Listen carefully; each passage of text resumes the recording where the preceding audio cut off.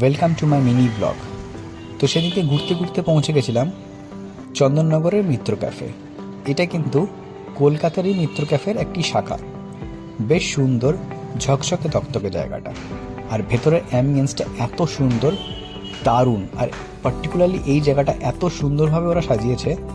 তো ভেতরে ঢুকে গেলাম আর আমরা আস্তে আস্তে। বেশ সুন্দর সাজানো গোছানো কিন্তু মিত্র ক্যাফেটা, আমার তো বেশ ভালো লেগেছে। দারুণ অ্যাম্বিয়েন্সটা ভেতরে।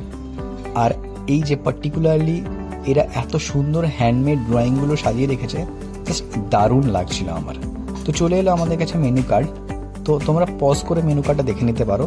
তো আমরা এখান থেকে চাইনিজ নিয়েছিলাম। কলকাতার প্রত্যেকটা মিত্র ক্যাফে থেকে কিন্তু এই চন্দননগরের মিত্র ক্যাফেটা অনেক বেশি সাজানো গোছানো, আমার তো বেশ ভালো লেগেছে। তো চলে এলো আমাদের কাছে চিকেন ফ্রাইড রাইস আর তার সাথে চিকেন ড্রামস্টিক্স। তো আমরা ওদেরকে সার্ভ করে দিতে বলেছিলাম, তো তোমরা সেলফ সার্ভও কিন্তু করতে পারো। তো আমরা চেয়েছিলাম ওরা সার্ভ করে দিক, তো ওরা সার্ভ করে দিল।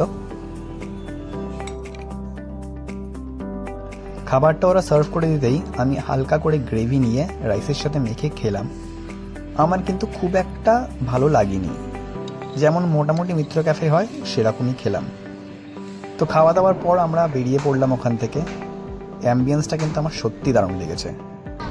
তো আমি যেটি করে বাড়ি যাই, তোমরা আমার পেজটা ফলো করে দাও। টাটা।